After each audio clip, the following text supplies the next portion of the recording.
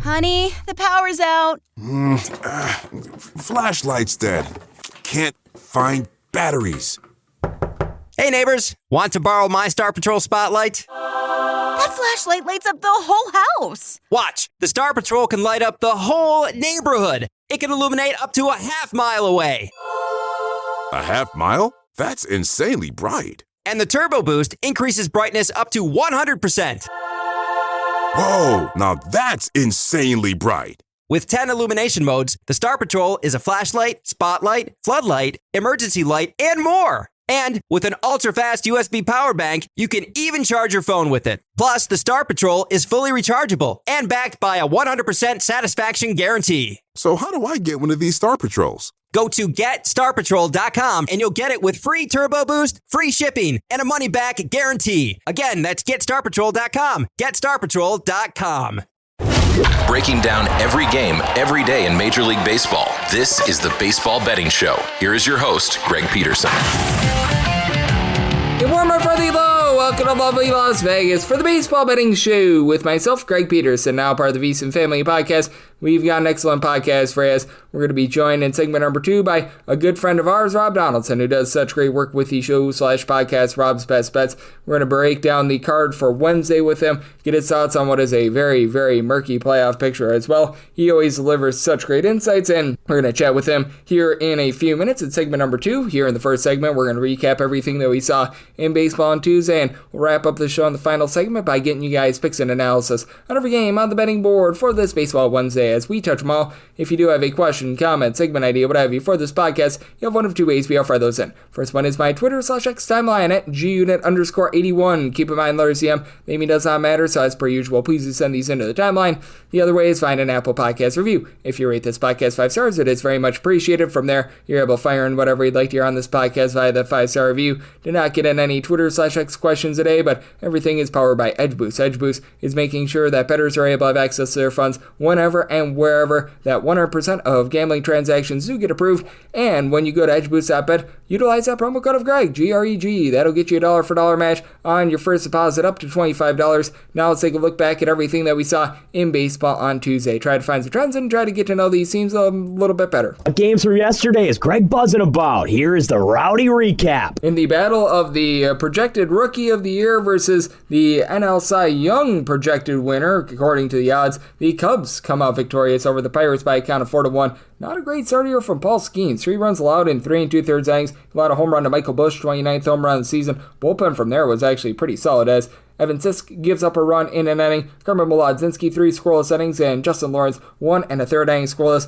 Not a lot doing off of Cade Orton, though, who's now given up 6 total runs in his last 11 starts. 1 run allowed in 5 innings. Drew Pomeranz, Andrew Kittredge, Caleb Theobar, Brad Keller, all able to lend a scoreless inning, so a nice triumph there for the Cubbies. The Cleveland Guardians find a way to persevere in 10 innings over the Detroit Tigers. It's by a count of 7-5, as if you had the under in this game, man, that is rough. This is a game that was 3-2 going into the bottom of the 9th inning, and then in the 10th inning, a combined 6 runs scored with Gabriel Urias earlier in the game going deep off of Casey Mize for an 11th home run of the season. Mize gives up 3 runs in 5 1/3 innings. Tyler Holton, 5 outs out of the bullpen scoreless. Bailey Horn, Rafael Montero combined for 2 scoreless innings, and Will Vest, 4 runs, 3 of which were earned, give it up in that 10th inning. You did have for the Tigers a trio of bombs. Spencer Torkelson in the 10th inning, his 29th home run season, and Gary Carpenter gets his 26th home run season. That was off of Cade Smith to send the game to extras, and Joey Cantillo gives one up to Gleyber Torres, 16th home run season. Another nice start out of Joey Cantillo. He's now given up 2 runs or fewer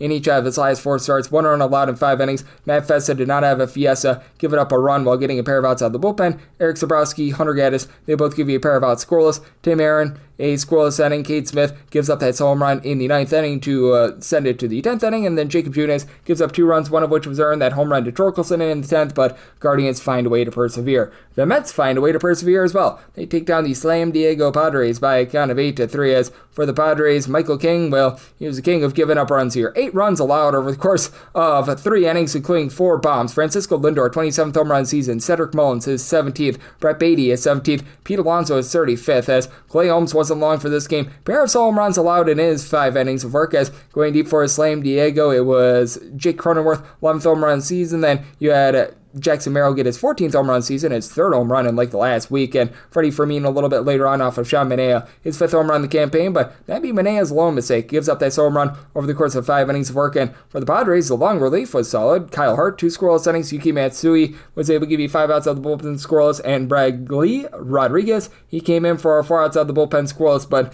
by then, the damage had been done. The Athletics are able to take it to the Boston Red Sox by a count of 2-1 as Connolly early, well, he was early to the party in terms of shutting teams down. 1 run allowed in 5 1/3 innings. He was solid. Greg Weiser from there gives up a run while getting it out of the bullpen. Justin Wilson and out of the bullpen scoreless innings from Justin Slayton, Steven Matz, and Zach Kelly, but for the Red Sox, nothing doing on offense. They go 0 of 7 with Ben in scoring position as Jeffrey Springs gives up 1 unearned run in 4 innings. Mitch Spence, 3 2/3 innings scoreless, and Hogan Harris gets the final 4 outs of the game scoreless to be able to get that one to the window, and also being able to get to the window, the Milwaukee Brewers 9-2. They're able to take it to the LA Angels as for Caden Donna, not great here. 5 runs allowed in 3 2/3 innings, including home runs. Sammy Peralta gives up 4 runs in 2 innings. Chase Silseth, 4 outs out of the bullpen scoreless. Jose Fermin, a scoreless inning as Christian Yelich was able to go deep in this one for the Brewers, 29th home run of the campaign. And for the Angels, you did have a pair of bombs in this one as you did get more out of Mr. Christian Moore, his 6th home run of the campaign, and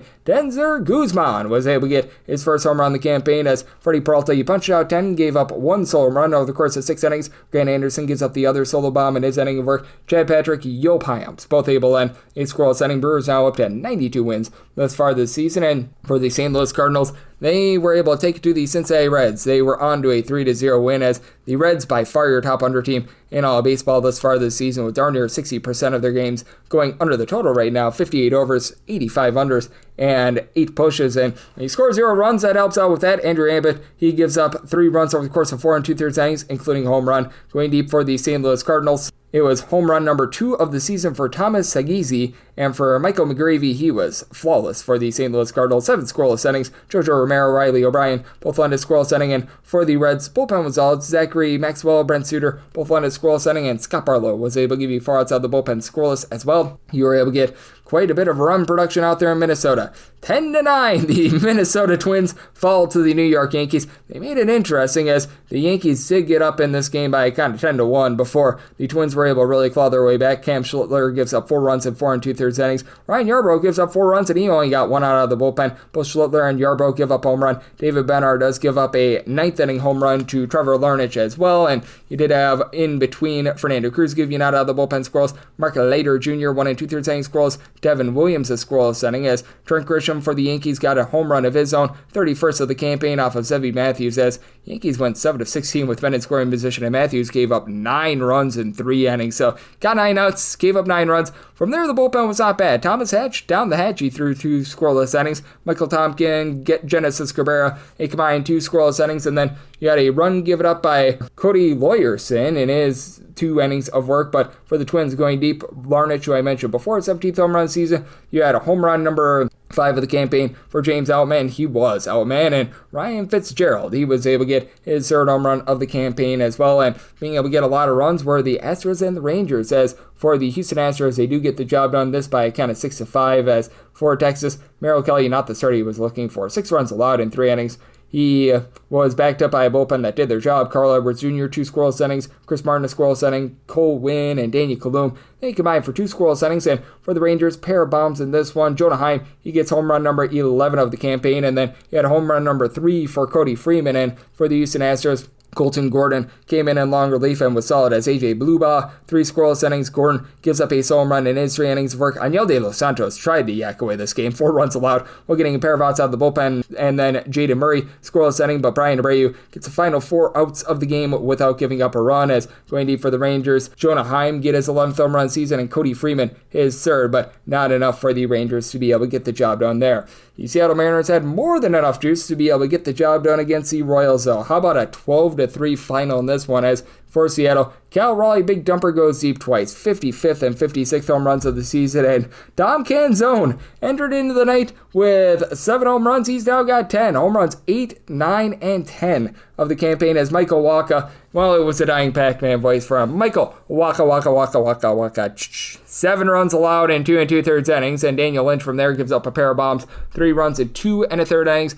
Jonathan Bolin gives up 2 runs in an inning as well, including a home run. Luinder Avila, Sammy Long, and Taylor Clark all end a scoreless inning. And for the Royals, they leave 10 men on base. They get a pair of home runs in this one. Home runs number 1 and 2 for Carter Jensen, as he was able to go deep off of Logan Gilbert, who he gave up 2 runs in 5 2/3 innings. And then Carlos Vargas gives up a home run in his third of an inning of work. Caleb Ferguson, Emerson Hancock both end a scoreless inning. Luke Jackson, he goes for a pair of outs out of the bullpen. He gives up 2 runs. And Gabe Spire, he gives you an out of the bullpen scoreless as well. You had for the Atlanta Braves some nice domination in their double dip against the Washington Nationals. In game number 1, they do get the job done by a count of 6-3, as for the Braves getting the start, you had Jose Suarez go 7 innings. He gave up just 2 runs. From there, Raciel Iglesias, a scoreless inning, and Pierce Johnson, he gave up a run in an inning. For Matt Olson, 27th home run season. That comes off of Jake Irvin. And Jurickson Profar, 14th home run in the campaign. That also comes off of Mr. Irvin, who did not have it in this one. Gives up 5 runs over the course of 6 innings, including those 2 bombs. From there, Orlando Rebalta gives up a run in an inning. Shunkowski, Ugasara, and PJ Poulin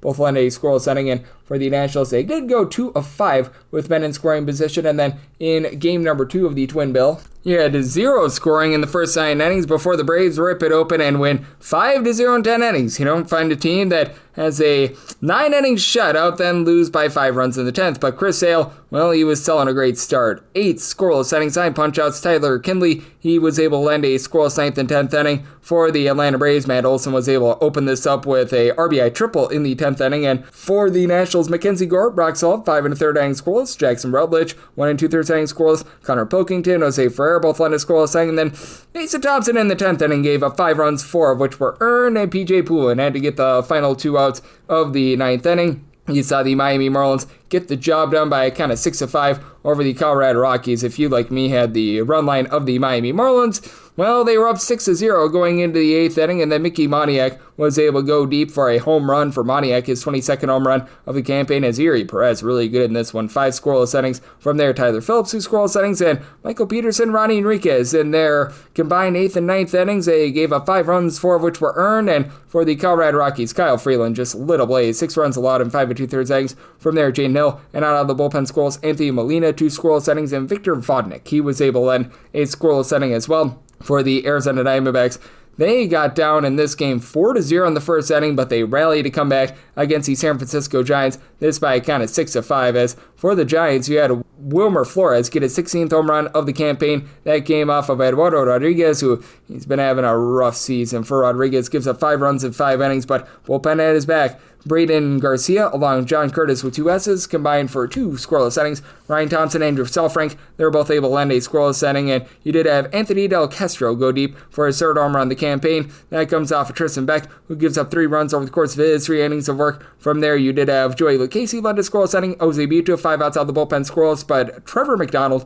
does give up 2 runs in 2 innings, and Ryan Walker, he gives up the walk-off winner as Jordan Lawler, an RBI single, an infield single, that ended the game. And with regards to this one, we've yet to reach the end of it, but I do have to have this up by midnight Pacific, 3 o'clock a.m. Eastern. Right now, monitoring the Phillies versus Dodgers, I do have to still recap the Orioles game, so we'll do that first. We'll see if we get a final there. As for the Orioles, 8-7, they did get the job done against the Chicago White Sox. Dean Kremer, 2 runs allowed in 5 2/3 innings. Bullpen tried to act this one away as Yarmil Hidalgo, 4 outs out of the bullpen scoreless, but Chase McDermott, well, I can confirm it that he was not good. 4 runs allowed in 2/3 of an inning. Rico Garcia, he does not throw the ball over the mountains, but over the plate, and he gave up a home run to one Mr. Andrew Benintendi, his 20th home run season, and Dean Kramer did give it up to Kyle Teal, 8th home run season, but for Garcia, only got that one out while giving up the sole home run. Keegan Aiken, though, a scoreless inning, and the young guns stepped up for the Orioles. Samuel Basallo, his 3rd home run season. Dylan Beavers, his 2nd for Beavers. He goes deep off of Wolfman Gonzalez,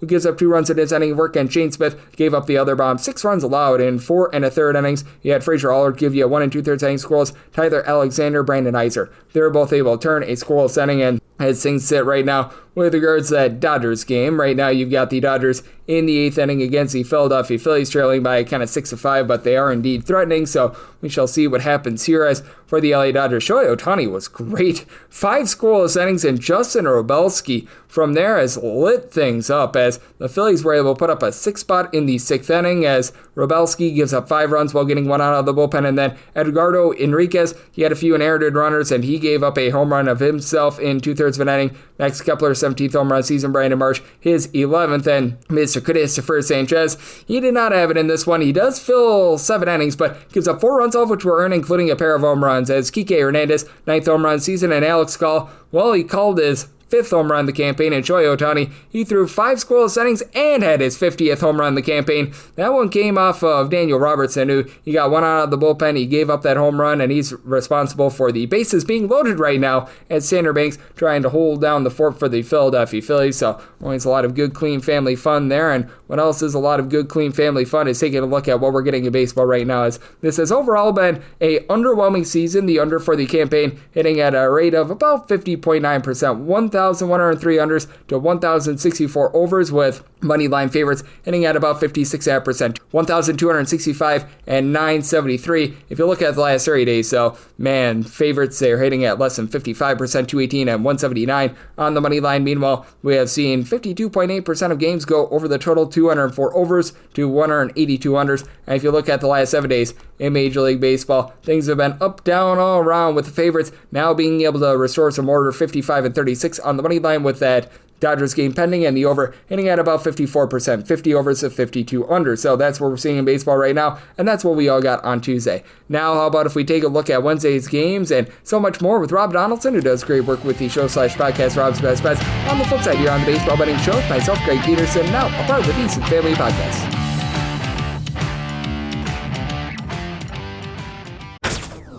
Honey, the power's out. Flashlight's dead. Can't find batteries.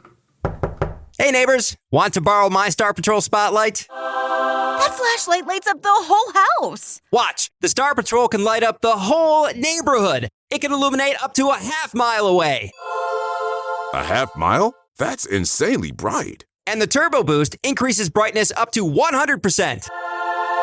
Whoa, now that's insanely bright. With 10 illumination modes, the Star Patrol is a flashlight, spotlight, floodlight, emergency light, and more. And with an ultra-fast USB power bank, you can even charge your phone with it. Plus, the Star Patrol is fully rechargeable and backed by a 100% satisfaction guarantee. So how do I get one of these Star Patrols? Go to GetStarPatrol.com and you'll get it with free Turbo Boost, free shipping, and a money-back guarantee. Again, that's GetStarPatrol.com. GetStarPatrol.com. Breaking down every game, every day in Major League Baseball. This is the Baseball Betting Show. Here is your host, Greg Peterson.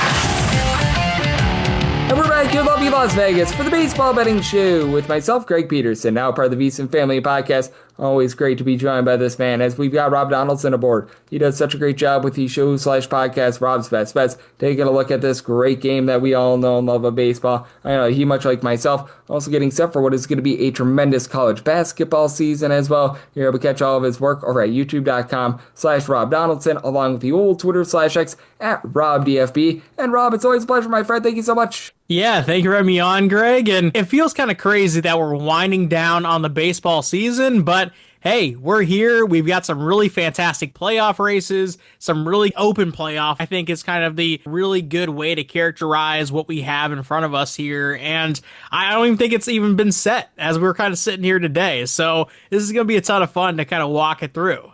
Yep, and I'm so glad that you mentioned that, because it just feels as murky as all heck in terms of this playoff picture right now. I am not sure how you're evaluating things, but I do think that this is one of those years where game-to-game betting is much more your friend rather than futures, because, man, there's been no dominance whatsoever. These teams have been completely, utterly all over the place, and I just can't decipher what team is really going to be the favorite in the postseason, because it feels like every time I feel bullish about a team, they poop the bed. Yeah, and there's a lot of crazy streaks going in two opposite directions, right? Where, 2 weeks ago, we were looking at the Seattle Mariners and saying, oh man, they're skidding. This is looking terrible. And now they've rattled off 9 straight games. And there's a number of teams like that where you look at Cleveland Guardians, who have found themselves back in the mix. That was because they went on a 9-1 stretch. You look at the Mets, they're on a 2-8 stretch. And there's just a number of those things going on where if you feel confident about a team, I don't think you've been watching, because there's none of these teams that we should actually feel truly confident about where we're kind of looking at that bottom tier of the wild card.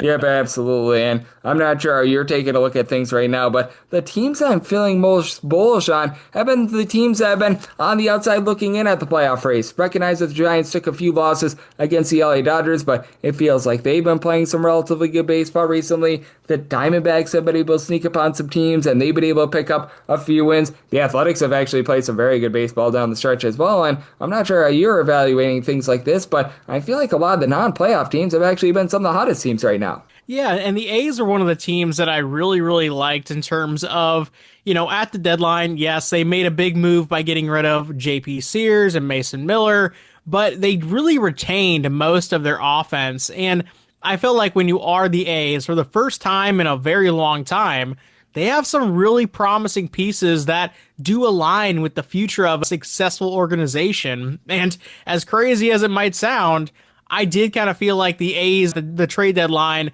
maybe almost kind of freed up and said, hey, yes, we're selling off some guys to build up a little bit more with the depth of the organization, but we are still going to field a competent roster. That's definitely come to fruition. And I think when you are going down the list, and even the Guardians right now, they're 3 back of the wild card, but if you've been betting on them ever since they were kind of in a skid, 2 weeks ago, it's been a very profitable way of going about it. And that's ultimately been, I think, the testimony of the season. If you're viewing these teams like stocks, buy the dip, the quote-unquote buy the dip, because a lot of these teams that did go on skids ended up kind of reversing it and ended up winning a lot of games in a row, and that's been paying some serious dividends this season. Yep, they certainly have been able to, and we have noticed that underdogs have been doing quite well here in baseball over the last 30 days. So just because you have a team that they, and I air quotes here, have to have it, they're playing for something, and the other teams aren't, I think that that's a great angle to be able to fade, because a lot of people, they want to be able to take that angle, but we both know that these are professionals. These guys that are on these teams are outside of the playoff picture. They're still fighting for jobs, and I feel like that narrative of, oh, this team has something to play for and this team doesn't, should be going out the window, because these are teams that are still fighting very hard even though they're outside of the playoff picture. 100%. And when you are looking at playoff pressure, I mean, nobody better exemplifies that than the Mets right now, right? Where there was nobody in the vicinity of truly making a wild card run in the NL. Heck, the only kind of contender for a little bit there was the Cincinnati Reds, who kind of tentatively sold at the deadline. Now, 1.5 games back, is the Diamondbacks, who legitimately full scale just threw away a number of players for prospects. And when you're the Mets and you're in that position of, hey, even at our worst, we can probably still hold on to this thing, what is the mindset when that's actually happening, where you might actually lose the kind of stranglehold on that bottom tier of the wild card? And when you are looking at a team like the Dodgers, a team that was supposed to be a super team and has gotten a lot of healthy pieces back, has gotten Shohei Ohtani back in the rotation, and all of a sudden now you're looking at the Dodgers and there's a legitimate possibility that they don't finish with north of 90 wins this season. This couldn't be more wide open in both leagues. And I feel like on a night-to-night basis, if you feel like a team is a minus 200 favorite, ask yourself, hey, is that pretty indicative of how this game is going to go? Or am I overpaying for the name on the bump? And I think a lot of times you're going to find a lot of value in fading that big name.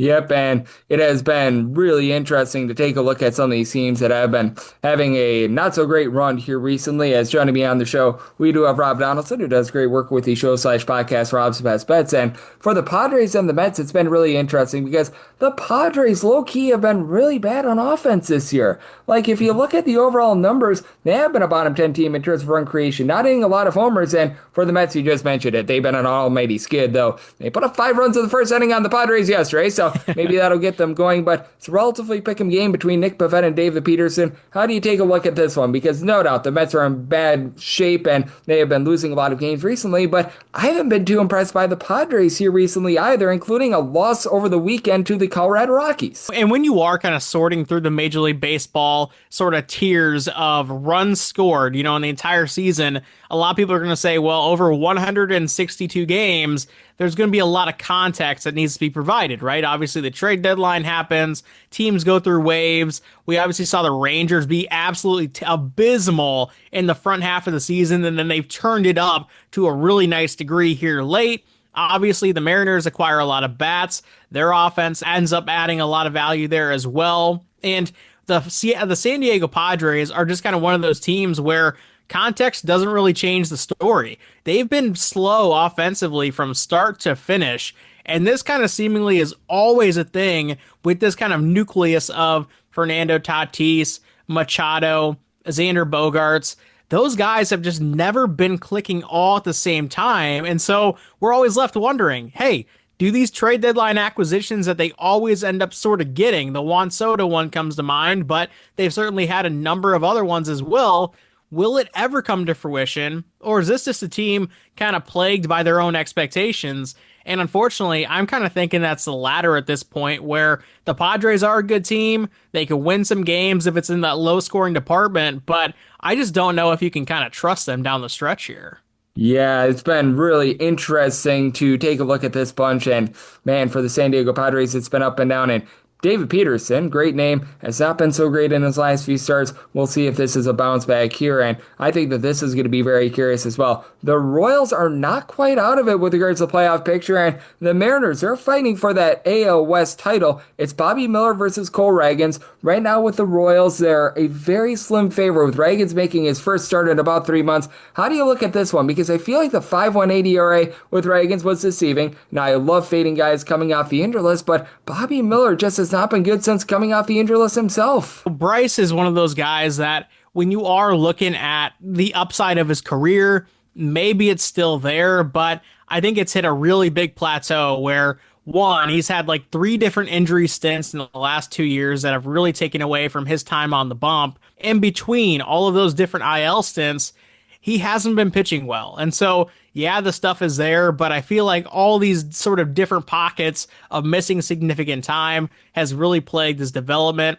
Right now, the Mariners are kind of wondering, I think, in their minds, hey, is this a guy that we can count on come playoff time in the rotation, starting meaningful games? And with that type of pressure on a young guy who clearly has kind of taken a step back in his development, I'm not going to back him this late in the season. And so I am looking at the Royals. I'm also just looking in general at first 5 overs because, to your point, I do think that both guys, especially Cole Ragans coming off the IL, is kind of in that similar boat of these might be just names that are really fun names, but really fadeable names right now just from what they're actually bringing to the stage.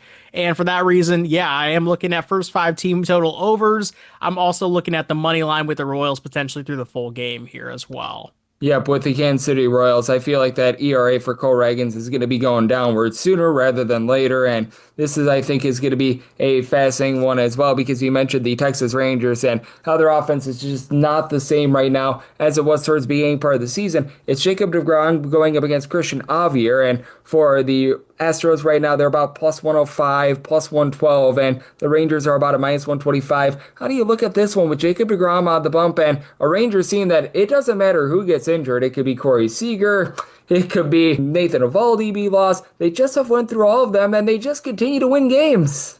The Rangers have kind of been a plague on my existence because after the deadline, I was like, oh, sign me up for World Series futures. You know, I feel like this is a team now that has a 3-headed monster rotation and a really great bullpen that's performing extremely well, a lineup that's coming into the fold finally. And right when I started to believe, every single night the Rangers bullpen was blowing it. And now they've finally kind of gotten that ironed out. But then obviously Eovaldi goes down with an injury. And now it's like a matter of, hey, can they play good enough baseball down the stretch to sneak into this thing? And they've got the Astros on a platter here. And sometimes that does make me worried, again, about the expectations maybe being a little bit heavier than the hopefulness of a Cinderella story. And I think when you are looking at this matchup in particular, this is one of the games I think the Rangers can pick off in the series, but notably, I kind of want to trust that first 5 innings to avoid some of those, unknowns that come in on the back end of a game. So I am looking at the Rangers on the first 5 money line, also on that first 5 run line. That's kind of where I feel more confident rather than trusting the Rangers bullpen to kind of tighten it up and finish this game off on the backside.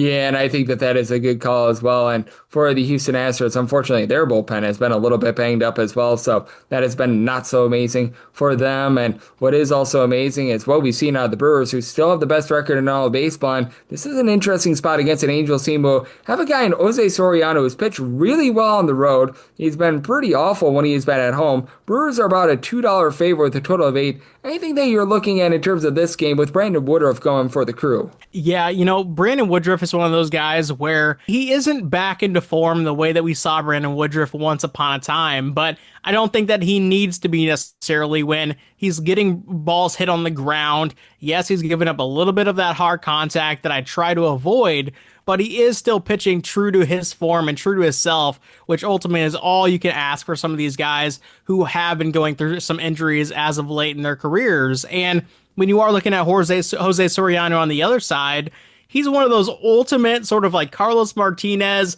wild card pitchers that when he takes the bump, he can give you 6 innings strong of shutout ball, or he could get tagged up pretty early and you're going to know how it starts going from basically pitch number 1 with that kind of upside of a potential really good outing on the Angels side, as well as Woodruff keeping the ball on the ground against a lineup that does like to lift it.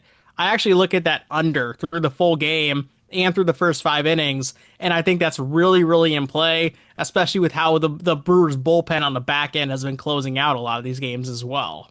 Yep, I certainly think that there's a good look there. And with regards to the slate, we've got ourselves a fun one with all 30 teams in action and really not a lot of TBDs or anything like that. And is there anything else that you are going to be taking a look at for this slate? Yeah, I think when you're looking at one of the big games of the day between the Phillies and the Dodgers, again, looking at that name value, and Blake Snell is always going to demand a really nice price, and I get it. It's Blake Snell. He's ramped up. He's pitching well, and when you see that name on the bump and you see the Dodgers behind him offensively, it's like, oh, of course, the Dodgers are going to have a really good chance to win the game.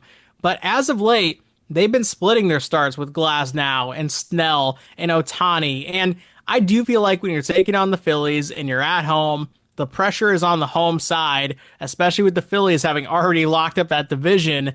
And for those reasons, with a guy like a Jesus Luzardo on the other side, I do think a quality start is going to come from him. And I actually do like taking a stab at the first 5 money line with the Phillies to be able to get after Blake Snell, and also the full game money line with the Phillies as well. I do think this is a series where the Phillies really just kind of assert themselves as the clear best team in the NL, in my opinion. I think that that's a tremendous look, and what else is always tremendous is getting you aboard, Rob. You do such an incredible job taking a look at this great game that we all know and love of baseball. I know you're dialed into a little bit of everything, so love to get people at home know it's all on tap for you and how people can follow along on social media and other platforms.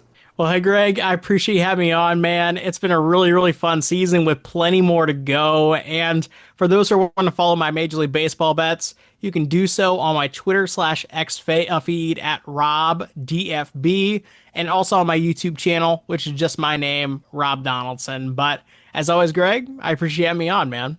It is always great to be able to get Rob aboard every single time he joins me. He lends such great insight, and he did so once again today. So big thanks to Rob for joining me on the Baseball Betting Show, now part of the VSiN family of podcasts. And coming next, it is that time of the podcast. I give you picks and analysis on every game on the betting board for this Baseball Wednesday as we touch them all. Honey, the power's out. Flashlight's dead. Can't find batteries. Hey neighbors, want to borrow my Star Patrol spotlight? That flashlight lights up the whole house. Watch, the Star Patrol can light up the whole neighborhood. It can illuminate up to a half-mile away. A half mile? That's insanely bright. And the Turbo Boost increases brightness up to 100%. Whoa, now that's insanely bright. With 10 illumination modes, the Star Patrol is a flashlight, spotlight, floodlight, emergency light, and more. And with an ultra-fast USB power bank, you can even charge your phone with it. Plus, the Star Patrol is fully rechargeable and backed by a 100% satisfaction guarantee. So how do I get one of these Star Patrols? Go to GetStarPatrol.com and you'll get it with free Turbo Boost, free shipping, and a money-back guarantee. Again, that's GetStarPatrol.com. GetStarPatrol.com. Breaking down every game, every day in Major League Baseball. This is the Baseball Betting Show. Here is your host, Greg Peterson. And we're back here in lovely Las Vegas for the Baseball Betting Show with myself, Greg Peterson, now part of the VSiN Family Podcast. Always great to be joined by Rob Donaldson, who does such great work with the show/podcast Rob's Best Bets. Every single time he joins me, he lends such amazing insights. Did so once again today, so a big thanks to Rob for joining me in the last segment. Now it is that time of the podcast. I give you picks and analysis on every game on the betting board for this Baseball Wednesday as we touch them all. If a game is listed on the betting board, Greg has a side and a total on it, so it is time to touch them all. Do note that as per usual, any changes are made to these plays will be listed up on my Twitter/X feed at gunit_81. We are going to be going in Las Vegas rotation order. This is where we go with the National League games first, then the American League games, then the Interleague games. Those are going to be at the bottom. That'll keep things all nice, neat, clean, and easy. So how about if we do get things started with 901, 902 on the betting board? It is the Chicago Cubs on the road against the Pittsburgh Pirates. You don't mess with a Johan Oviedo. Goes for the Buccos, and you got Matthew Boyd on the bump for the Cubs. Cubs who find themselves as a favorite of between minus 154 to a minus 160, plus 130 to plus 135. That number on Pittsburgh 8 is a total. The over and under anywhere between minus 105 to a minus 115. If you're looking to lay a run half with that Cubs run line, between about plus 115 to a plus 118 is what you're finding there, and I'm going to be going with that Cubs run line. I need at least a plus 110 to be able to dive in for Matthew Boyd. He has had a few struggles recently, but overall for the season has been a pretty steady Eddie guy. Right now is supplying a 3.05 ERA. The 7.7 strikeouts per 9 innings. Lowest they have been in quite a while for him, but he's been keeping things out in front of him, only giving up 0.9 home runs, 2 walks per 9 innings. Has given up 4+ runs in 4 of his last 5 starts, but he had to pitch on the road at Coors Field against the Milwaukee Brewers, so he had a few tough outings there, and you've got a Pittsburgh Pirates team that's right now dead stinking last in the big leagues in terms of home runs on a per at-bat and a per game basis, and dead last in the big leagues in terms of overall run production. And for the Pittsburgh Pirates, only 3 guys on the roster have 10+ home runs: O'Neill Cruz, Brian Reynolds, and Andrew McCutchen. With Cruz, he and so many others like Henry Davis, Jack Swiniski, Alexander Canario, Nick Yorkie. You've got so many guys on the roster. They're just hitting a 210 or lower. You just are getting nothing out of these guys. Alexander Canario actually up to a 217, so shout out there. But man, it's been rough for these guys, and has been rough for the Cubs offense as well. They've been in the bottom 7 in the big leagues in terms of run creation ever since the All-Star break, but Michael Busch starting to pick it up. He gets a home run yesterday, so he'll give you about a 350 on base. Nico Horner, since the All-Star break, has been hitting above a 300, and Matt Shaw, 9 home runs, hitting above a 250 since the break. It's been Pete Armstrong alongside Suzuki being in a funk that has really hurt this team, though Armstrong does have a home run in this series, so perhaps he's getting back online. Dansby Swanson hitting about 250, and he's been able to give the team 20+ home runs. They are without Kyle Tucker. That hurts them a little bit, but Moises Ballesteros, ever since they've called him up, he's been able to do a nice job. And for Johan Oviedo, he is way up with his swing and miss stuff. For his career, he's a guy that has been able to supply in that neighborhood about 8 or so strikeouts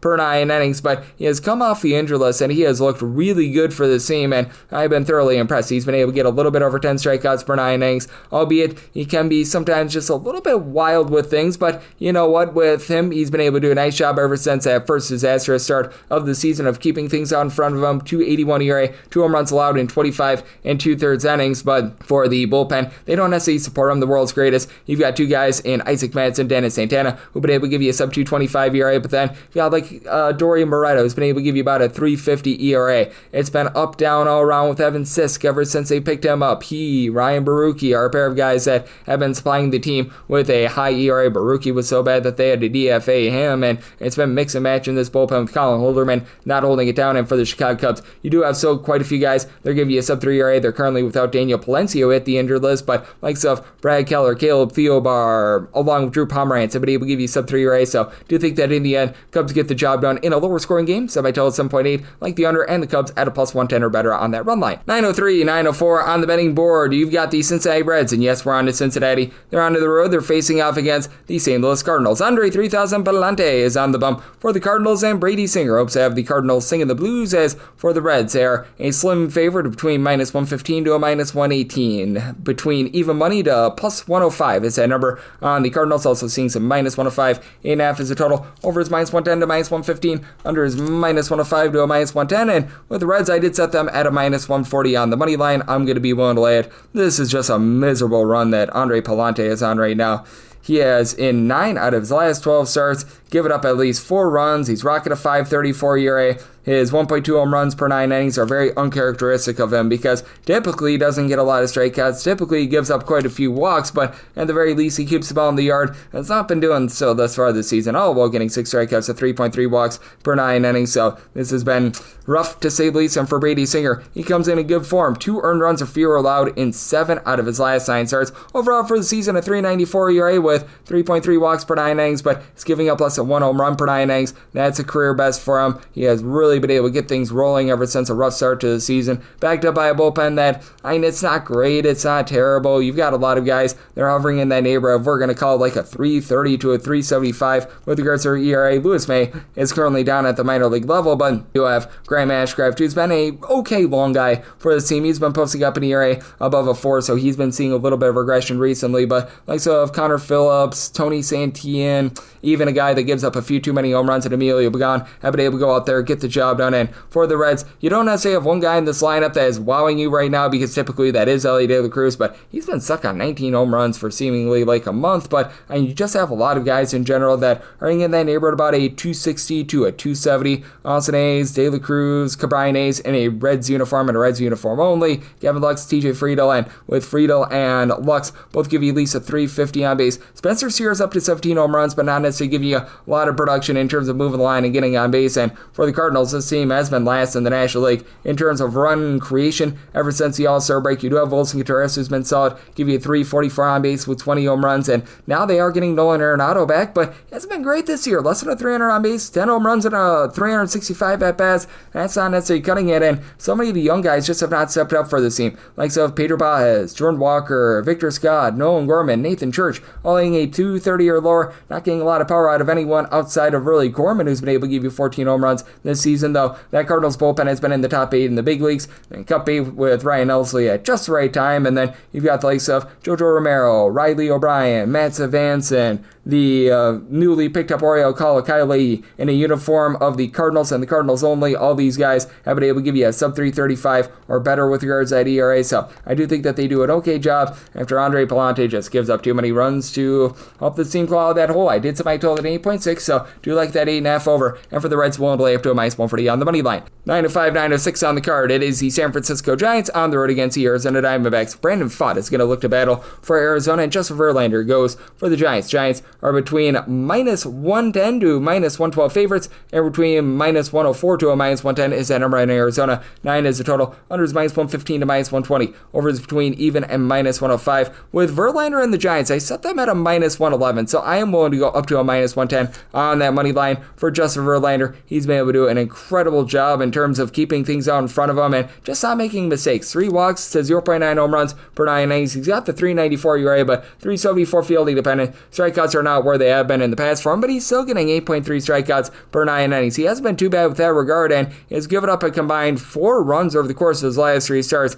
Problem is, it just feels like the Giants don't want to be able to get him wins, despite the fact that he's had, in my opinion, a solid season. I'm not going to call it great. He's only got 3 wins this far this season, but he is backed up by a bullpen that has been in the top 5 of the big leagues in terms of their ERA. They trade away quite a few guys at the trade deadline, and Randy Rodriguez going down with an injury. That was not necessarily so great for the team, but likes of a Yoel Piguero, Joey Lucchesi, Ryan Walker have stepped up, giving you a sub 380 ERA. Spencer Bivens has been a much better long guy here in the second half of the season than the first half. Jose Buto had a little bit of a rough week last week, but all in all, he's been able to do a rock solid job. And for the San Francisco Giants, this is a unit that has been just hitting much better away from home rather than at home, about 4.1 to 4.2 runs per game at home compared to 4.65 runs per game away from home, mainly because San Francisco just such a pitcher-friendly ballpark. And for Willie Thomas, 28 home runs, not hitting for a lot of average, though, only hitting for about a 230 with regards to that average, but you've been able to have a lot of production out of Rafael Devers recently. He's now giving you 350 on base with 16 home runs in 78 games since joining the team. Wilmer Flores up to 15 bombs. He,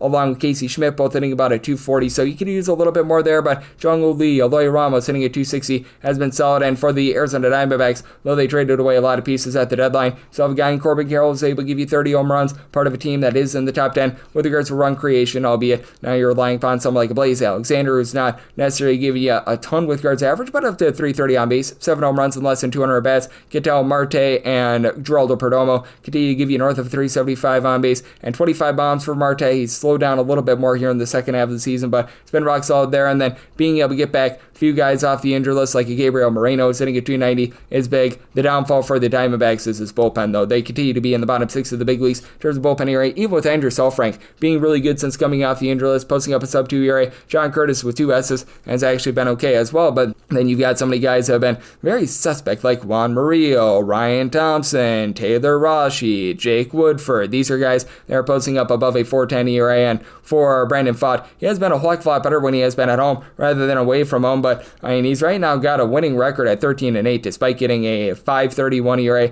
Has not really been getting a lot of swing and miss, only about 7 strikeouts per 9 innings, and has been really allowing the deep ball this season as well. He's giving up in that neighborhood about 1.7 to 1.8 home runs per 9 innings. Has been much better at home, though. At home, he's giving up 0.35 home runs per 9 innings with a 3.50 ERA, 7.29 ERA on the road, but I do think that the Giants get to him and get the job done. Did so by total at 8.8, like that 9 under, and the Giants up to a -110 on the money line. 907, 908 on the card. You've got the Braves on the road against the Washington Nationals. Brad Lord says, "Oh Lord," to getting another start, and it is Hurston Waldrop getting the start for the Atlanta Braves. The Braves do find themselves as between -155 to -160 favorites, +128 to +135. Then around Washington with a total of 8.5. Over is -115, under is -105, and for this total, I did take the under. I'm on the under with a total of an 8.4, and with Hurston Waldrop and the Braves, I set them at a -158 on the money line. Was pretty much willing to take even money or better on the run line. Right now, find that in the neighborhood about a +110, and for Waldrop, he did have a rough start his last time out, but overall, I really like what I've seen from him at the big league level. Overall, he's posting up a 2.78 ERA. He's not necessarily a strikeout artist, but I mean, still 8.5 strikeouts per 9 innings is cutting it, and he's done a great job of being able to reduce on hard contact, giving up 3 home runs in 45 1/3 innings. The 8 spot that he gave up against Houston was a little bit less than savory, so he's been much better on the road rather than he has been at home, but I am a much more capable guy than a guy in Brad Lord, who, I mean, he's done a solid job in terms of not giving up home runs as well, but he gives up a few too many walks, and we've been seeing some big-time regression out of him. 3+ runs allowed in 4 of his last 5 starts, 4.21 ERA, 3.93 fielding dependent. He's giving up about 3 walks per 9 innings, 7.5 punch-outs per 9. To his credit, only giving up about 1 home run per 9 innings, but do have a Braves lineup that they have quite a few guys that are starting to really find that stride. Matt Olson's up to 27 home runs, hitting for a 370 on base. Marcell Ozuna, 20+ bombs. The 350+ on base is solid, only hitting about a 230 with regards to the average. Drake Baldwin continues to be rock solid. He's had a little bit of rough go of it here in September, but 333 on base, tricks and profile, home run every about 20 at bats. He's been able to give you about a 360 on base. Michael Harris has been able to above a 240 with 16+ home runs, but again, that 261 on base has been an issue, but this has been a top 10 team in terms of their overall run production ever since the All-Star break. You've had Pierce Johnson be able to give you a sub-3 ERA, as a matter of fact, a sub-250 ERA in that bullpen. Dylan Lee has been a little bit up and down, but he and Desbel Hernandez, and now Raisel Iglesias, a sub-360 ERA, though Iglesias has had a very, very rough season, to say the least, and for the Braves, even though the bullpen has been a little bit shaky, bottom half of the big leagues in terms of ERA since the beginning of the month of July, at the very least, they're not dead last in terms of bullpen ERA. That is where the Nationals are, and pulling Brad Lord out of the bullpen to make him a starter just really hurt this bullpen even more, as you've got so many guys: Orlando Robalta, Mason Thompson, Shunkuzuki, Algasara, Connor Pilkington, Jackson Rutledge, all above a 490 with regards to ERA. And for the Washington Nationals, they just have not been the same team with regards to hitting at home rather than away from home. Away from home, they're actually a top 12 offense, being able to get above 4.6 runs per game, more like 4 runs per game at home. Josh Bell's give you 20 home runs, and he's been hitting well above a 250 ever since the beginning of the month of July. James Wood has given you good wood with 27 home runs, 350 on base, but hasn't been the same year in the second half of the season. CJ Abrams, he's got 17 home runs and is hitting at 260, but all but 3 of them have come away from home. That's been interesting. And then the young guys like Andres Shapiro, Robert Hassel, Brady House, all give you a sub-300 on base, not necessarily giving you a ton of production at the plate. That's been an issue, though. Dallin Lyles, since the All-Star break, has been hitting well above a 300, but that said, do think that Waldrop goes out there, gets a job done, even money or better. I'm in on that Braves run line, and I'm going to be in on the under. I set my total at an 8.4. 909, 910 on the betting board. It is the Padres. They're on the road against the New York Mets, as David Peterson, great name, is on the bump for the Mets. Nick Pivetta goes for the Padres. Relatively pick'em game. Mets are between -108 to a -115. Between -105 to a -108 is the number on the Padres. 7.5 to 8 is the total on the 7.5. Over is -120. The under is even on the 8. Under is -115. Over is -105. I made my total a 7.8, so I'm going to be in on the 8 under. For David Peterson, it's been a few relatively shaky starts from, but I do think that he's going to be able to bounce back here. For our good friend of Mr. Peterson, he's been able to do a nice job in terms of keeping the ball in the yard, as his home runs per 9 rate is 0.6. Not getting a ton of strikeouts, 8.2 strikeouts at 3.3 walks per 9 innings, and has been roughed up recently. 3+ runs given up in each out of his last 3 starts, but for Peterson, a lot of those ailments came on the road. At home, he's given up just 4 home runs in 78 2/3 innings. ERA is pretty much the same home to road, 3.78 at home, 3.76 away from home, but also gets to go up against a San Diego Padres team that I was talking about it with Rob Donaldson. You'd think that this team would be absolutely ripping the ball, things like that, but for the Padres, they're 20th in the big leagues in terms of run creation with about 4.3 runs per contest, and with this Padres team, they've been in the bottom 5 in the big leagues in terms of home runs on a per at-bat basis. Now you do have Manny Machado, who's been able to give you 23 home runs. He's hitting above a 270. Fernando Tatis Jr., he's been able to supply you with the 20+ bombs as well, so he's been able to do a nice job there. I like the fact that they picked up Ramon Laureano and Ryan O'Hearn at the deadline. O'Hearn has to give you a ton of power, but 360 on base overall for the season. Laureano, 20+ bombs. He's been able to about a 350 with regards to that on base as well, but I mean, it's a lot of guys that are moving the line. Like everyone in the starting lineup yesterday for the Padres hitting at least a 259, but they're not really drawing a lot of walks, and they're not necessarily hitting a bunch of bombs. And for the Mets, they are a little bit more all or nothing. Your quartet of guys, Brendan Nimmo, Juan Soto, Francisco Lindor, Pete Alonso, all these guys at least 22 home runs, and all these guys hang at least a 260, but that said, sometimes they do get a little bit cold for Soto, though. 4 on base, I know that a lot of people like to rip on him, but 38+ home runs with that, it's pretty solid. Pete Alonso's up to 35 bombs, and Mark Vientos, Brett Beatty, 15+ home runs. You've got Beatty who's hitting at 255, along with Jeff McNeil, who's been able to give you about a 350 on base. The issue that you do have with the Mets, though, is a bullpen. You've got a Padres team that's number 1 in the big leagues in terms of bullpen rate. David Morgan, Adrian Morejon have been able to give you sub-3 ERAs, and then Jason Adam has been able to give you sub-2 ERA. Robert Suarez could sometimes be a little bit shaky, but all these guys have been solid. But Ryan Elsley, ever since he got to town, was awful, and Gregory Soto is starting to poop the bed, as I very much thought he was going to, but I mean, for Helsley, how bad is it? He's got a 10.29 ERA right now with the New York Mets. Man, that has not been great. So Edwin Diaz continues to be reliable. Brooks Raley has been able to give you a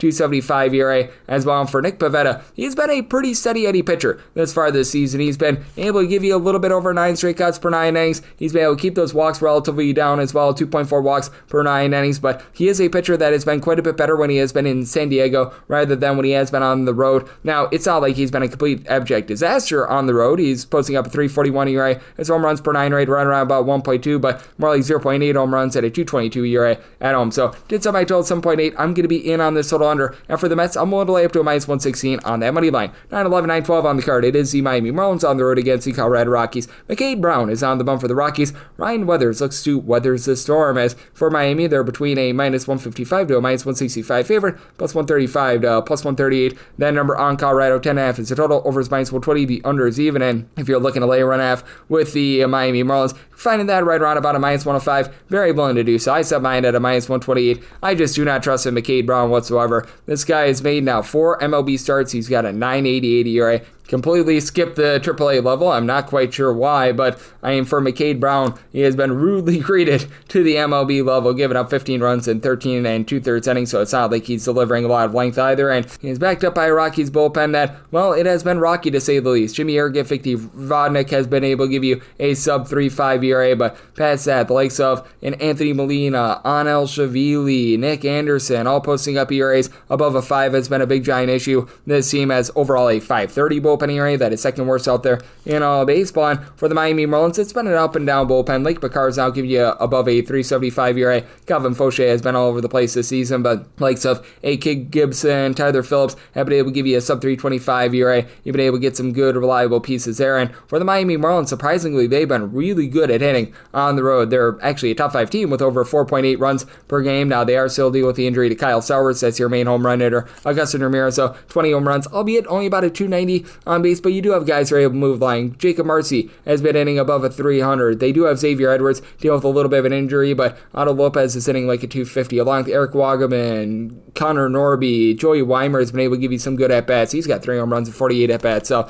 these guys are starting to step up. And for the Colorado Rockies, these guys obviously are much better at home rather than away from home. Like some Mickey Moniak, along with Jordan Beck, Hunter Goodman, are hitting at least a 300 at home. Goodman actually has 30 home runs and only 13 have come at home, but these guys have been so much more rock solid when they've been at home rather than away from home. Ezekiel Tovar, small sample size, but nearly a 400 on base at home. So I do think that you're going to be able to get some runs up on the board with Ryan Weathers making his second start since coming off the injury list. Now it's a good first start coming off of it. 5 scoreless innings against Washington Nationals, and overall for the season, he's been a steady guy. 273 or 8.2 strikeouts, 2.4 walks per 9 innings. But when you go to Coors, things get all sorts of wonky and airbrain. Set the Marlins at a minus 128 on the run line, so won't delay that. And I'm in on the over, so my total 11.1. 913, 914 on the card. It is the Philadelphia Phillies, and they're going to be on the road against the LA Dodgers as Blake Snell gets a start for the Dodgers, and you've got Mr. Jesus Luzardo on the bump for the Phillies. The Phillies do find themselves as a pretty mid-sized underdog here. You're going to be getting them between plus 123 to a plus 130, minus 142 to a minus 150. That number on the Dodgers.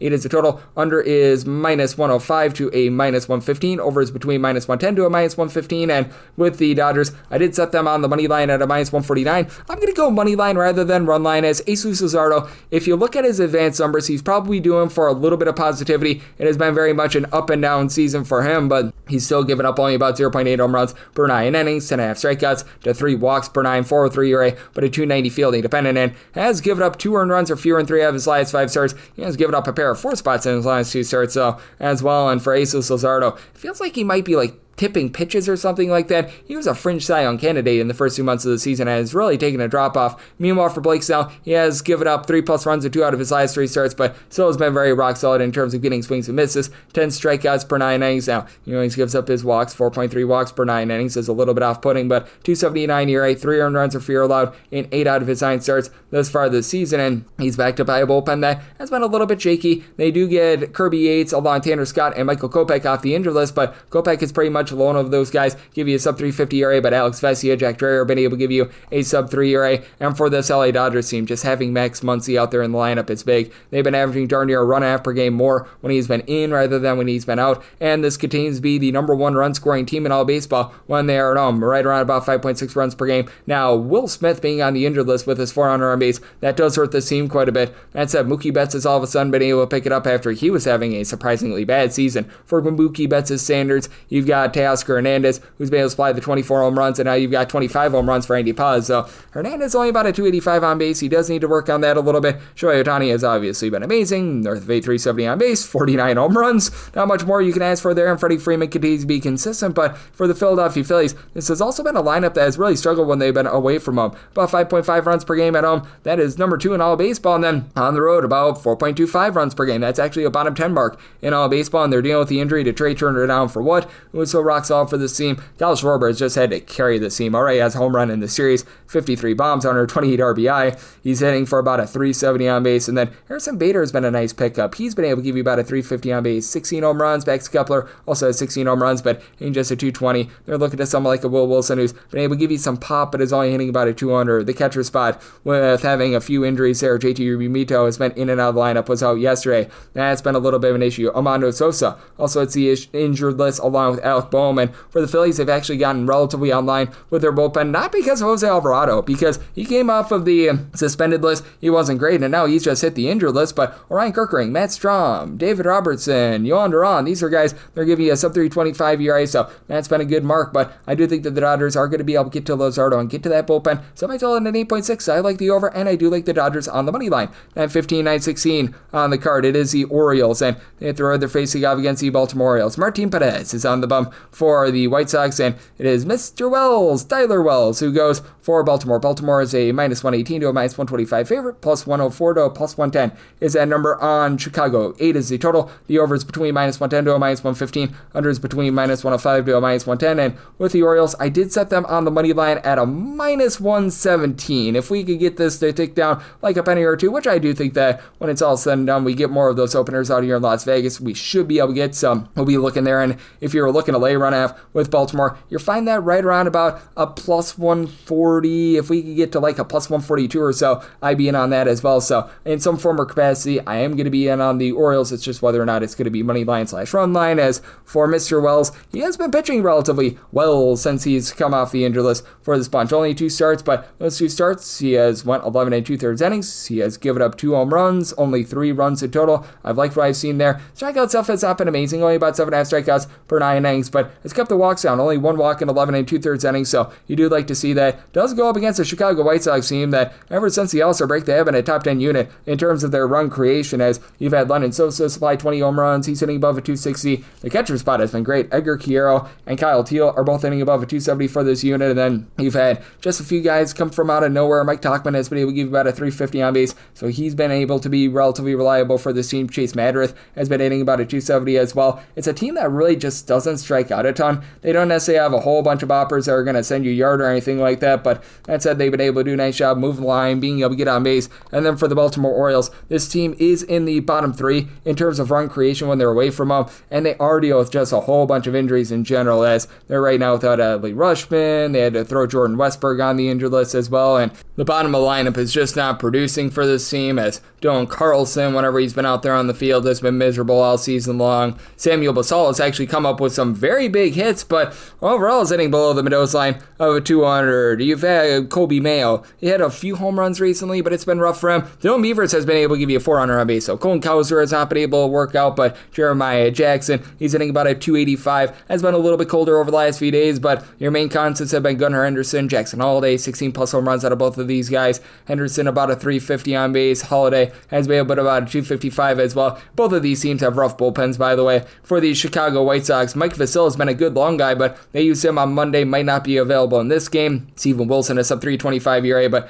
likes of Brandon Iser, Jordan Leisure, Grant Taylor, a lot of guys who are posting up a above 375 ERA. Dan Altavia was a solid reliever that they let go of. I'm not quite sure why. And for the Baltimore Orioles, it's been the likes of Yanir Cano, Grant Wolfram, Corbin Martin, Yermil Hidalgo, a whole bunch of guys posting up an ERA above a 4 as well, so these guys have really had some issues. Dietrich Hens, ever since joining the team, has been able to give you about a 330 ERA along Keegan Aiken, but that said, I do think that Wells is going to give you a good start, and I do think that Martin Perez is going to be able to do so as well. For Martin Perez, a very small amount of innings pitched, and he's always been very sharp in like the first half of seasons, and has really been able to tail off, and has been able to quite as much because this is only appearance number 11 of the season for him. 327 ERA, not getting a ton of strikeouts with about 7.2 strikeouts per 9, but he's giving up less than a home run per 9. He's given up 3 earned runs or fewer in pretty much all but one of his starts since coming out the injury list. So I did make a total here of an 8.4 here at the 8. I do think that we've got to go shoe low with these bullpens, so like the over, and for the Orioles, up to a minus 117 is what I'm going to lay on that money line. 917, 918 on the card. The Cleveland Guardians are on the road against the Detroit Tigers. Captain Jack Flaherty's on the bump for Detroit. Gavin Williams goes for Cleveland. Cleveland is a plus 128 to a plus 135 dog. Minus 155 to minus 160 is that number on Detroit. 8.5 is the total. The over is between minus 110 to a minus 105. Under is between minus 110 to a minus 115, and with the Tigers, I set them on the money line at a minus 152. If you're looking to lay a run half with them, that's right around about a plus 135. I was seeing some plus 150s out there. That has to be wrong, because if so, I would gladly take the run line, but that said, that plus 135 seems correct. I'm going to be willing to take a shot on that run line with Jack Flaherty. He has been a bit all over the place in terms of giving up the deep ball, but he has still been a really good north of 10 strikeouts per 9 innings guy, and for Jack Flaherty, it has been certainly an adventure with him. One start, he looks amazing. The next start, he's absolutely awful. 469 ERA with a 387 fielding to pen, giving up those 1.3 home runs per 9 innings, and here's exactly my point. The last 5 starts, he has given up 0, 8, 1, 4, and 0 runs. So up, down, all around, to say the least, with him. And he has been backed up by a bullpen that has been a bit shaky this season. Not having out there, Bryant Herter has been hurting this team. But you know what? You've got Will Vest supplying a sub-3 ERA. Kyle Finnegan hitting the injured list really hurt this team ever since they picked him up from Washington. He's been pretty rock solid, and then you've had Tommy Kahnle just be absolutely awful in this bullpen. But for the Detroit Tigers, this team is in the top 6 in terms of run creation at home with over 5 runs per contest, and just a lot of consistency. Riley Green and Spencer Torkelson are your main mashers. 28 home runs from Torkelson with about a 330 on base. Riley Green, 34 home runs. Some nights, Torkelson is like the only guy in the lineup hitting below a 250, as you've got a lot of guys like Cole Keith, Zach McKinstry, Dylan Dingler, Javi Baez, Wencio Perez with between 11 and 13 home runs, hitting between about a 255 to a 270. So It's been a very rock-solid, just 1 through 9 lineup, and on the other end, you've got a Cleveland Guardians team that just has not been able to generate a lot of runs, bottom 5 in the big league in terms of their run creation. Kyle Manzardo and Jose Ramirez provide power. Manzardo's up to about a 320 on base with 26 home runs, 28 bombs, and a 280 average out of Jose Ramirez, but that said, you've got so many guys that are just hitting at 225 or lower for this team. Gabriel Urias, Nolan Jones, Daniel Schneemann, CJ Kafis, between about a 210 to a 225, and then below the middle line 200 for David Fry, John Kenzie Noel, Bo Naylor, Will Wilson. The list goes on and on, even though you've had Stephen Kwan be rock solid at the top of the lineup. Now, what has also been rock solid is the Guardians being a top 8 team in terms of bullpen ERA. You have had some issues with regards to Hunter Gaddis throughout the season, but he's back down to a sub 325 ERA. It's been a little bit up and down in terms of what you've gotten out of Kate Smith as well, but he seems to be back on the straight and narrow. Nick Enright being on the injury list hurts some, but Eric Zabrowski, Colby Eller, Jacob Junis, these have been guys that have been pretty rock solid for this unit. And for the Cleveland Guardians, I do think that you're going to be able to get a relatively good start out of Gavin Williams. The big thing is he needs to keep the walks down, as Gavin Williams has been able to supply about 8.5 to 9 strikeouts per 9 innings, but he's also been giving up 4.5 walks per 9 innings, while giving up 1.3 home runs per 9.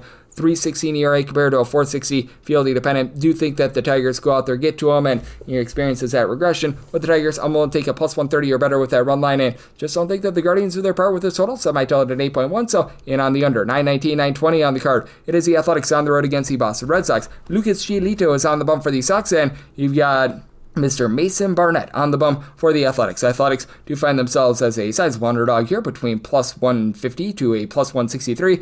Meanwhile, minus 170 to a minus 190. Then around Boston, and your total is 9. The under is between minus 110 to a minus 120. Over is between even and minus 110. If you're looking to lay a run off with Boston, you're finding that between about plus 110 to a plus 115. Was willing to go up to a minus 110. I'm going to be willing to take a shot here. Mason Barnett was really having his issues even when he was at the minor league level. I recognize that he was pitching in AAA for the Las Vegas Aviators, where he got a lot of humidity, what have you, but he was giving up quite a few walks, posting up above a 5 ERA, and in 3 starts at the big league level, 12 runs allowed in 12 2/3 innings. Now, he hasn't given up the deep ball. He's only given up 1 home run, but the over 4 walks per 9 innings are very costly for him, and he has to go up against a Red Sox lineup that, even with Rob and Anthony being out of the fold, it's still a very rock-solid bunch. For the Red Sox, you have a lot of guys, they're just hitting in that neighborhood, we're going to call it in that neighborhood of about a 248 to a 261. Trevor Story, Carlos Narvaez, Jaron Duran, these guys have been relatively rock solid. Nick Sogard hitting about a 265, and for Story, he's up to 24 home runs. Cedon Rafael not hitting for a lot of on base, but he's been able to give you 16 home runs,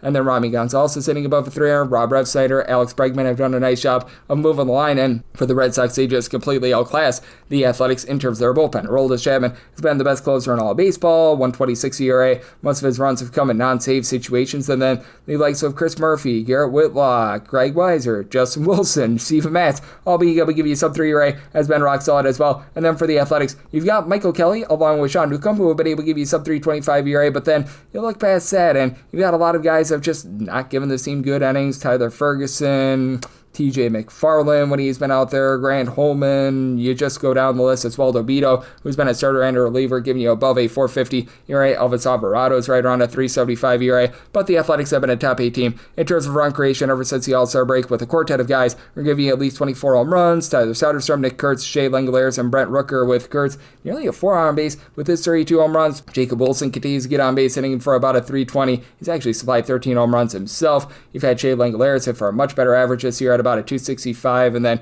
Brent Rooker about a 340 on base. Now the bottom of the lineup with the likes of Zach Goloff, along with Max Schumann, William McIver, these guys have not necessarily been too amazing, and I do think that for Lucas Giolito, he's going to be able to turn a relatively solid start here. Ever since the beginning of the month of June, he had 1 start in June where he was just absolutely shelled by the LA Angels. Since that, he has been a completely different pitcher. Is coming off of a really good start against the Yankees. The team is now, I believe, 12-5 in his last 17 starts. He's been posting up about a 250 ERA, with still only getting about 7.5 strikeouts per 9 innings in that time span, but it's been able to keep the walks down. It's been able to keep the ball in the yard, giving up just 1.1 home runs per 9 innings, and I think that he gets the job done here. I'm willing to lay the run line here of the Red Sox, and with regards to this total, I did set mine at a 9.4, so at the 9, I'm in on the over. 921, 922 on the card. The Tampa Bay Rays play host the Toronto Blue Jays. Kevin Gausman goes for the Jays. Ian Seymour goes for the Rays. The Rays do find themselves between plus 105 to plus 115 underdogs, anywhere between minus 120 to a minus 132. Then I'm on Toronto. It is a total. The over is minus 110 to a minus 115. Under is minus 105 to a minus 110. And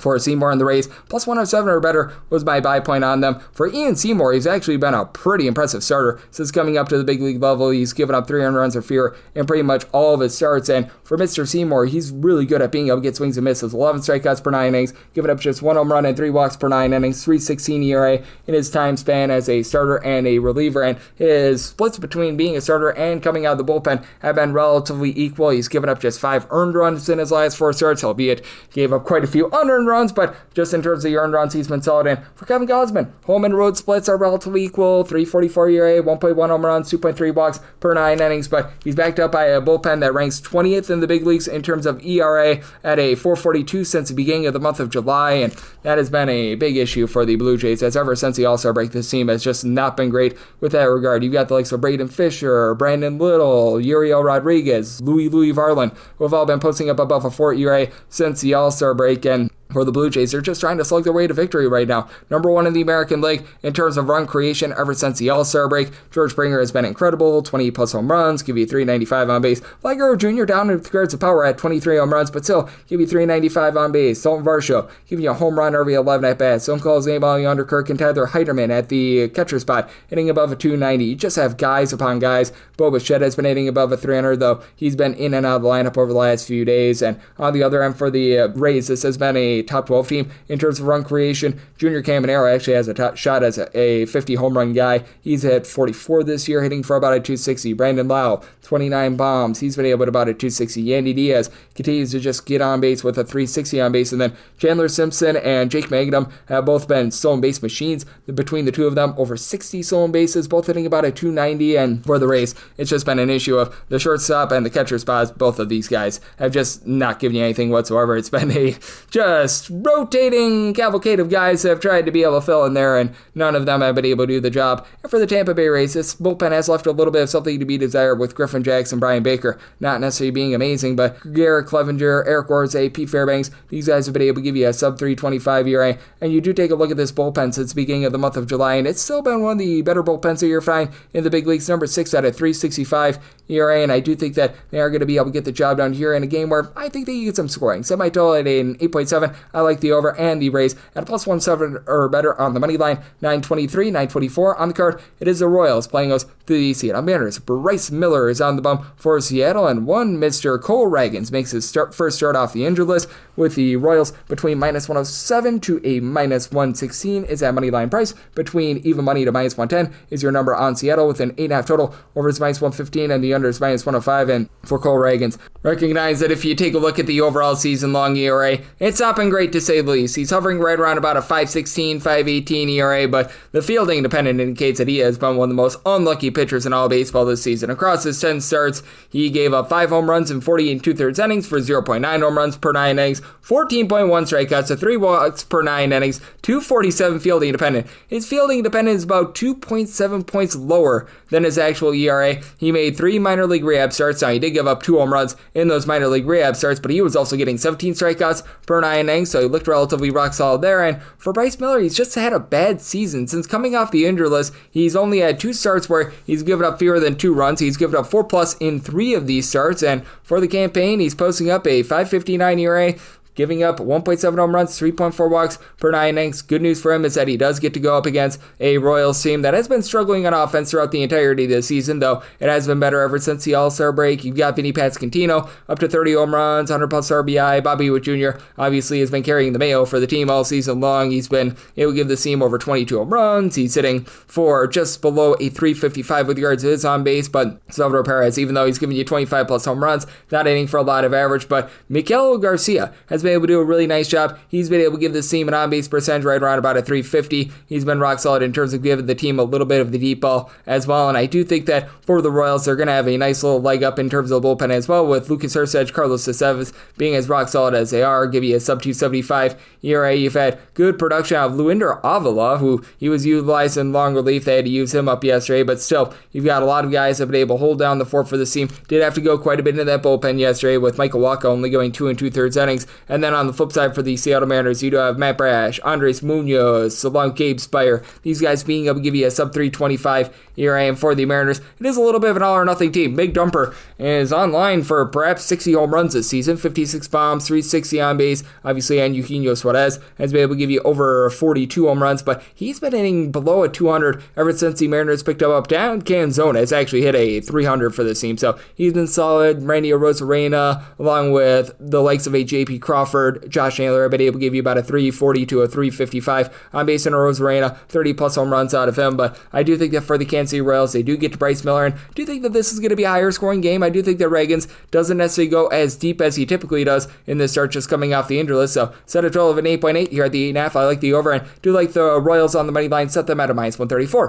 925, 926 on the card. It is the Yankees on the road against the Minnesota Twins. Todd Joncall, Milton Bradley is on the bump for the Twins, and Luis Eel goes for the Yankees. Yankees minus 166 to minus 180 favorites. You're between plus 143 to a plus 155. That number on Minnesota, if you're looking to lay run half with the Yankees, and between minus 105 to a minus 115 is what I'm finding there. And then your total is a 9. Over and under, anywhere between minus 105 to a minus 115. And for the Yankees, I'm only go up to a minus 105 on this run line. I'm really not willing to go any further because Luis Eel, he does have his command issues, and he has been a little bit fortunate this far this season because he is giving up darn near 5 walks per 9 innings, and the strikeout numbers have not been quite where they have been in the past. Typically, Eel gives you a 10 plus strikeouts per 9 innings to go along with his wildness. This year, 7.4 strikeouts of 5.9 walks per 9 innings, but let's keep with the ball in the yard. 2 home runs allowed across 8 starts and 41 and a third innings. So delivering a little bit more length as well, 5 plus innings in each out of the last 5 starts, and it's just really hard to trust in Josh Bradley right now. Ever since he joined the Minnesota Twins, he has not been great to say the least. 6.33 ERA in his 4 starts.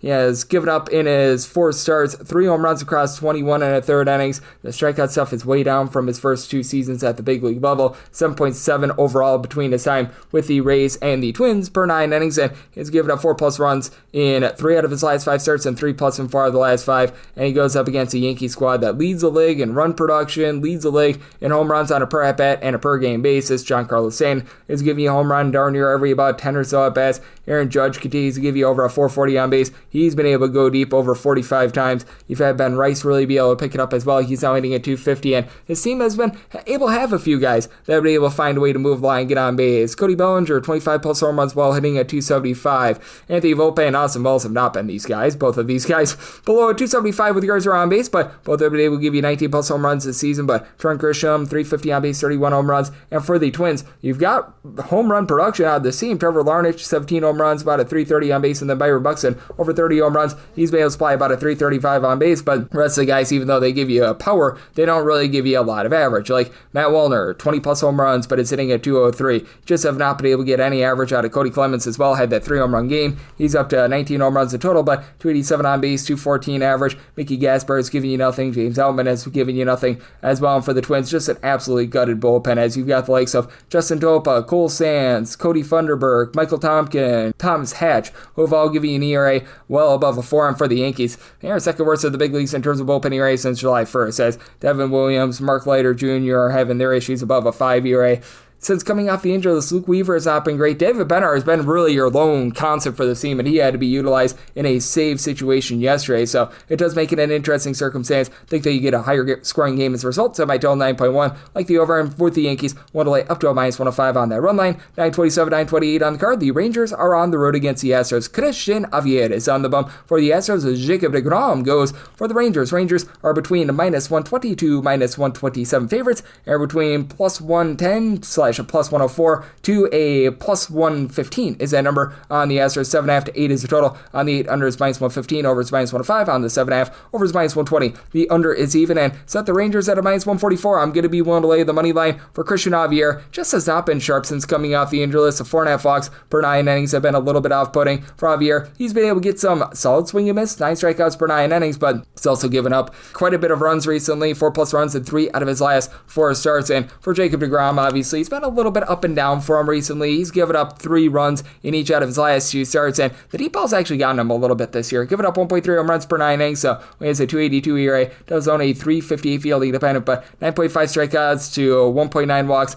per 9 innings, and he has still been a pretty rock-solid pitcher on the road. Texas has had some pretty demonstrative home and road splits this far this season, and for DeGrom, he does see his ERA go up to a 3.28 on the road, but still has been pretty steady there, and faces off against an Astros lineup that is right at the bottom of the American League in terms of a run creation ever since the All-Star break. Since the All-Star break, they have been only averaging about 4 to 4.1 runs per contest. They are right there with the Tampa Bay Rays towards the bottom of the American League, and for this Houston Astros lineup, you just have not been able to get a ton of on-base percentage out of someone like a Yunior Diaz. It's for a 250, and he's been able to give you 18 home runs, but his on-base percentage is right around about a 280. Mauricio Dubon, it's about a 250, but he's less than a 300 on-base. You've got a lot of guys that are just not trying to work the count. You've got Jose Altuve, who's been able to give you 25 plus home runs, so he's been rock solid hitting at 265, and then you do have Jeremy Pena hitting about a 300 as well. Flip side for the Texas Rangers, it has been a case where they've just dealt with injury after injury, and yet somehow, someway, here they are with the Joshes, Josh Smith, Josh Young, both hitting between about a 250 to 255. Adolis Garcia hits for power and no average whatsoever.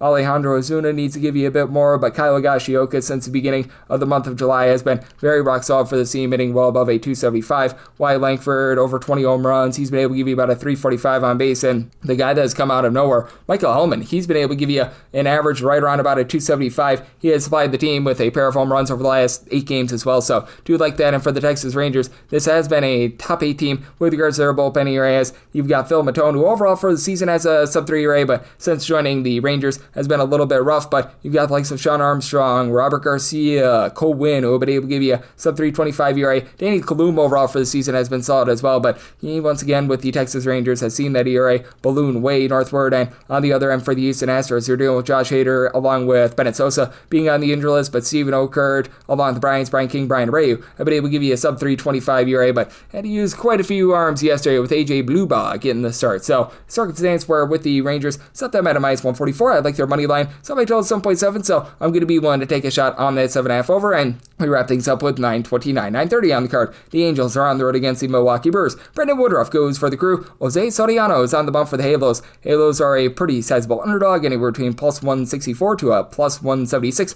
Meanwhile, minus 186 to minus 205. That number on the Crew, and total on scheme is between 7.5 and 8 on the 7.5. Over is minus 115, under is minus 105. On the 8, under is minus 115, over is minus 105. I personally did set my total at 7.7, but I would rather play the 8 under rather than the 7.5 over, and a big reason why is the home and road splits that we've seen from Jose Soriano this season. For Soriano, he's been good in terms of keeping things out in front of him, giving up fewer than 0.7 home runs per 9 innings has obviously been a nice sign for him, but the big thing is he, on the road, has just been able to really reduce that hard contact, right around about 0.4 home runs allowed per 9 innings. He's got an ERA at home that is above a 5, down to a 2.66 when he's away from home. And Brandon Woodruff, 11.2 strikeouts, 2.1 walks allowed per 9 innings. He's been steady with a 3.32 ERA. Now the Brewers do lead the National League in terms of run creation ever since the All-Star break, but I do think that we should see a little bit of regression there. They've only got one guy on the roster who's been able to supply over 20 home runs. That'd be Christian Yelich. Goes EPS rate for home run number 29 of the campaign. Now, this is a team that they just do a great job of moving the line.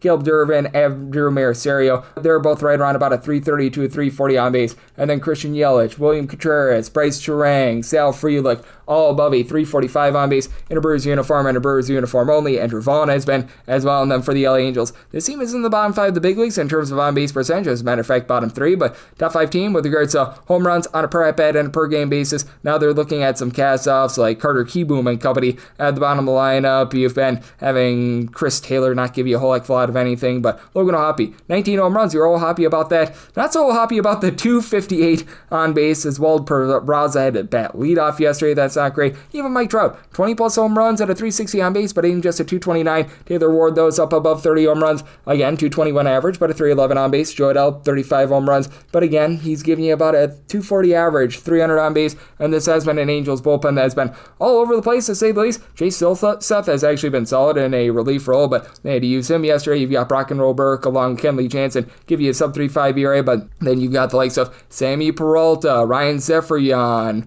Jose Fermin. Throw in the Reed Detmers, give you a north of a 3.75 ERA. And for the Brewers, you've had the likes of Grant Anderson be able to step up with the injuries to Nick Mears along Trevor McGill, as Anderson, Aaron Ashby, Abner Uribe, they would able to give you a sub 3.25 ERA. Jarrett Koenig's been a little bit up and down, but he's right around about a 3.15 as well. So I do think that the Brewers are able to take it to the Angels, and I think that Woodruff is able to hold down the Angels. Semi-total 7.7, so like the 8-under with the Brewers, I set them at a minus 107 with regards to this run line right now. You're finding that right around plus 105, plus 110. I'm going to be willing to take a shot on plus money on that Brewers run line, and that'll wrap things up for the Wednesday edition of the Baseball Betting Show, now part of the VSiN Family Podcast. Big thanks to Rob Donaldson, who does great work with the show/podcast, Rob's Best Bets. He joined me in the last segment. If you do like hearing from this fine podcast, Baseball Betting Show, you're able to subscribe wherever your podcasts, Apple Podcasts, Google Play, Spotify, Stitcher, and TuneIn. If you have a question, comment, segment idea, what have you for this podcast, you have one of two ways we offer those in. First one is my Twitter/X timeline at gunit_81. Keep in mind, letters EM, naming does not matter, so as per usual, please do send these into the timeline. And the other way is find an Apple Podcast review. If you rate this podcast 5 stars, it is very much appreciated. From there, you're able to fire in whatever you'd like to hear on this podcast via that 5-star review. I'm with you guys every single day throughout the baseball season, regular season, and postseason, so I'll be back with you once again tomorrow. Thank you.